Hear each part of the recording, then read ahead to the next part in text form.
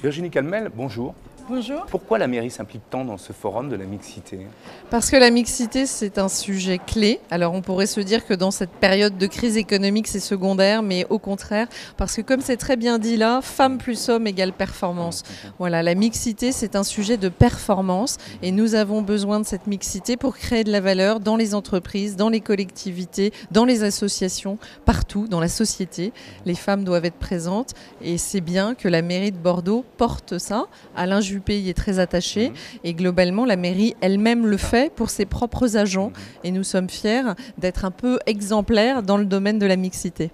Au niveau des entreprises sur la région de Bordeaux, comment ça se passe justement au niveau de la mixité? Est-ce qu'il y a beaucoup de communication à faire à votre avis? Ouais, je crois que c'est pas qu'au niveau de Bordeaux là, parce que c'est un sujet qui dépasse la localisation géographique. C'est un sujet vaste qui touche à notre histoire, à notre culture. Oui, il y a encore beaucoup de communication à faire en la matière, parce qu'il y a encore beaucoup de stéréotypes. On est quand même souvent, malheureusement, encore un peu dans une vision stéréotypée et un peu caricaturale souvent du rôle des femmes et de leur façon de s'impliquer. Et je crois qu'on a besoin, oui, de communiquer et d'évangéliser et d'aider surtout les femmes à prendre confiance en elles, parce que souvent c'est un peu ce qui leur manque, et alors qu'elles ont prouvé qu'elles étaient tout à fait capables de performer, d'être compétentes, d'être reconnues, mais souvent il y a une petite timidité, je dirais, ou manque de confiance, notamment de se dire qu'une réussite professionnelle va peut-être entraîner un échec personnel, et je crois que c'est important de montrer que non, on peut être mère de famille et en même temps avoir une vie professionnelle épanouie. Le plus difficile à mettre en œuvre dans tout ça, c'est quoi, dans cette mixité? Le plus difficile, c'est peut-être d'arriver à vraiment généraliser ça au-delà de mesures coercitives. C'est-à-dire que moi, je crois plus à l'exemple qu'à la coercition. Je crois plus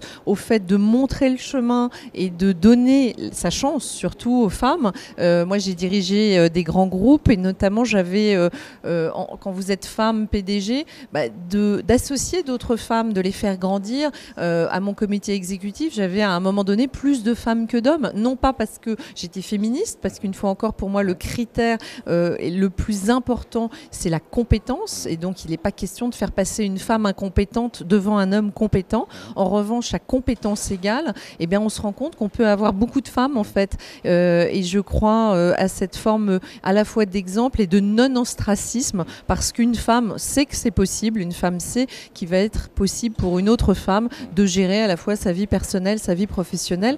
Et donc donner sa chance aux femmes, c'est en général ne pas être déçu, parce qu'elles délivrent, elles sont très travailleuses, très sérieuses.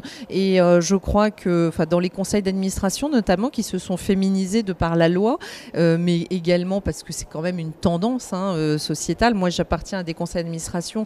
J'étais déjà présente dans ces conseils avant la loi sur la féminisation. Je crois que les présidents de conseils d'administration, et les hommes notamment, ont senti que l'arrivée des femmes tirait plutôt vers le haut ces conseils d'administration, parce qu'elles avaient beaucoup travaillé, parce qu'elles avaient envie d'être à la hauteur de la mission qui leur a été confiée, et parce que du coup, c'est une saine émulation qui s'est créée et les femmes ont plutôt apporté de la valeur.